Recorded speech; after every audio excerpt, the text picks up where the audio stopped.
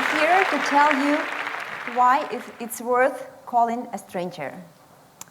Have you ever been in a situation when you travel to a new city and you don't know anyone there, you don't have friends or someone you can ask advice for? So you walk around, if you're in Paris, you visit Louvre, the Eiffel Tower, and another places of interest. You look for, to choose a restaurant, you look for TripAdvisor or Foursquare or somewhere else.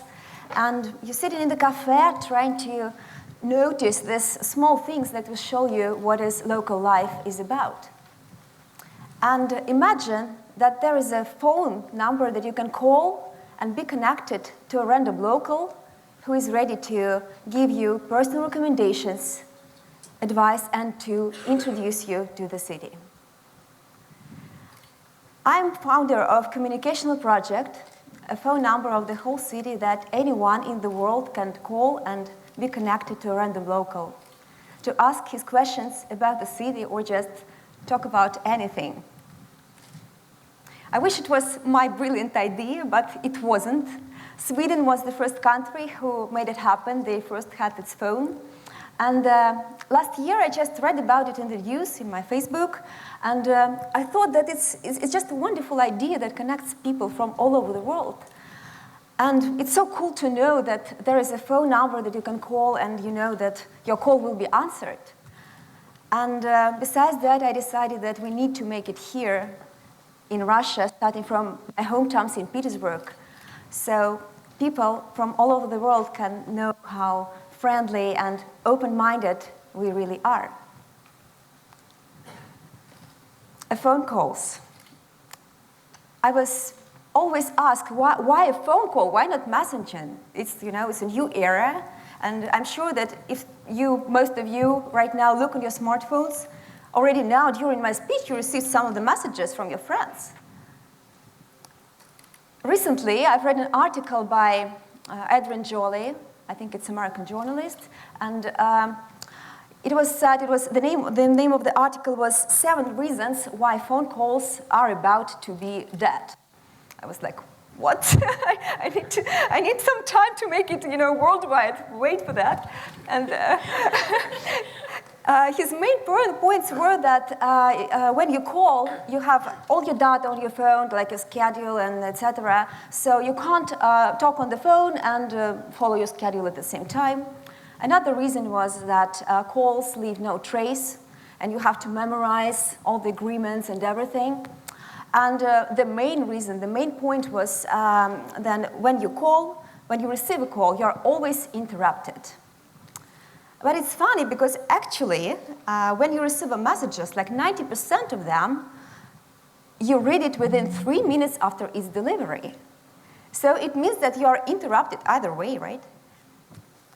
And the researcher says that if you ask a millennial what option of the smartphone he would prefer, calls versus messages, 75% would rather choose messages.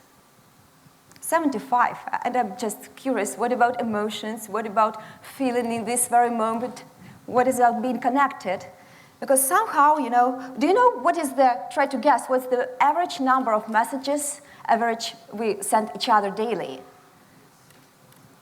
It's more than 120, yeah. And just yesterday, I heard Mark Zuckerberg saying in his conference that they are working on technology that will transfer the messages from your brain straight to the device, wearable device. So it will be 5 times faster.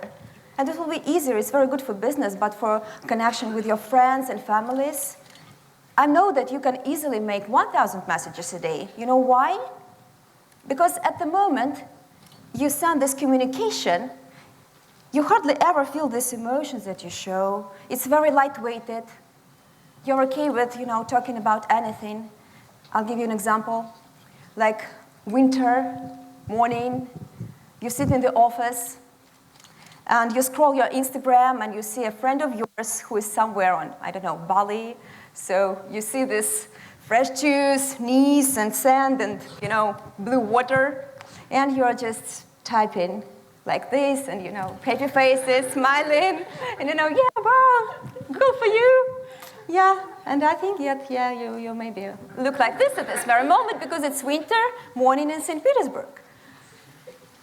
Another funny thing that I was thinking about is that right now, we don't actually need words to congratulate someone with his birthday. It's enough to send these emojis with the champagne and everything, with the dancing lady or whatever, and then you see that 20 people before you did the same thing. So we are trying to save our energy, not to share the emotions, but the emotion is something that makes us feel alive.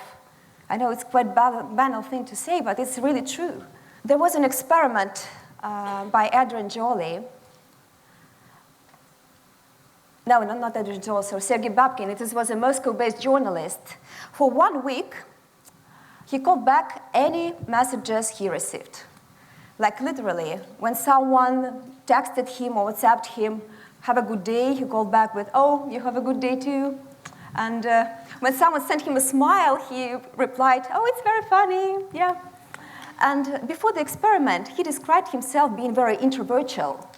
And as he said, he thought that a phone call is a rude disturbance to your private life. So the first days of this experiment, it was a nightmare to him. He had to call back to a person from another country that he had never ever seen in his life, and the person was so surprised, like, wow, hi, why?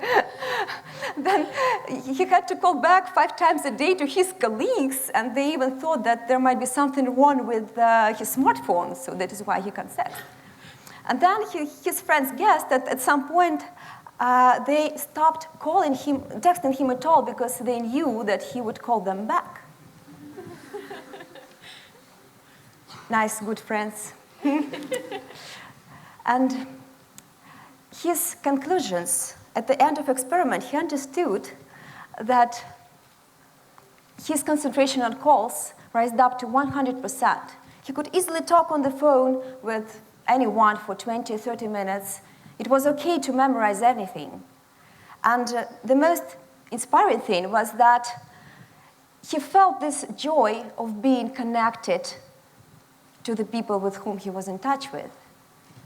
Because sometimes we feel that we are connected, but this means of communication makes us disconnected from the ones we are trying to be in touch. Since I started the project, the Petersburg number, 50,000 people from 24 countries participated in it. And the most exciting thing about that, you're calling not your friend, you're calling a random local. You don't know who is on the other side. And if you receive a call, it's also very strange because you don't know with whom you are connected. So phone calls right now, they have an effect of emotional bomb for both participants. Can you imagine how exciting it is when you don't know what will happen when you pick up your call?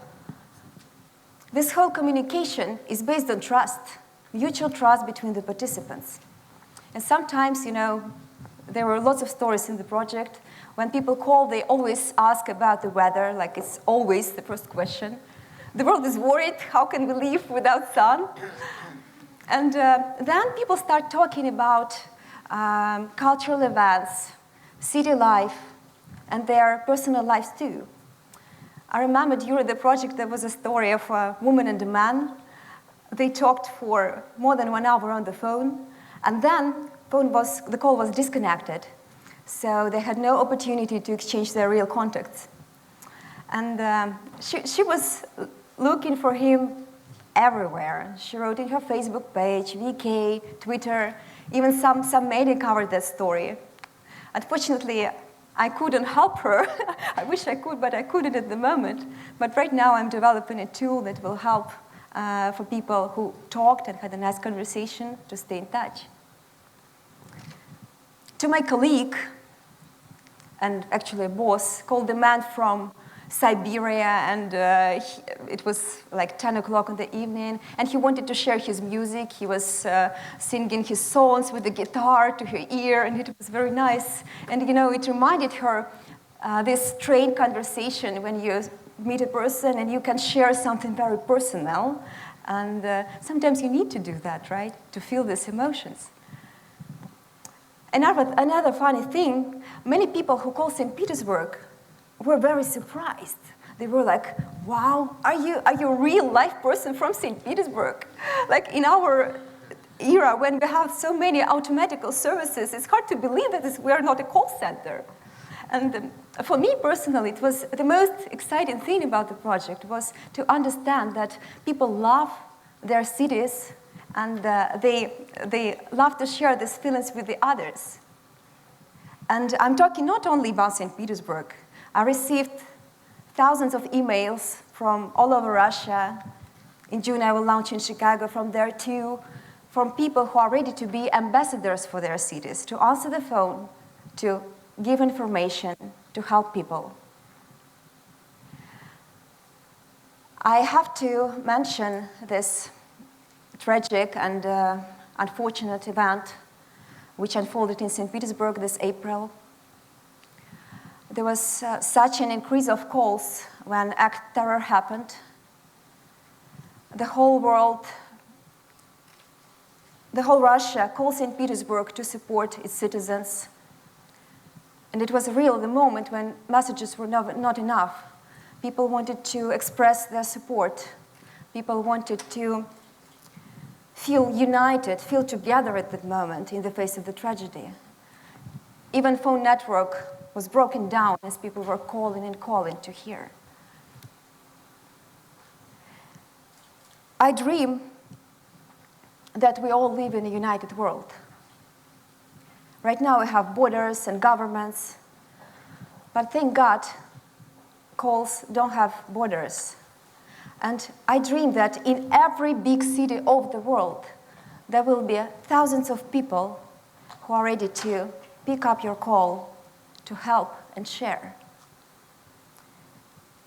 I do believe that the more automatical services we create, the more bots we chat with, the more valuable simple, sincere communication between two people becomes.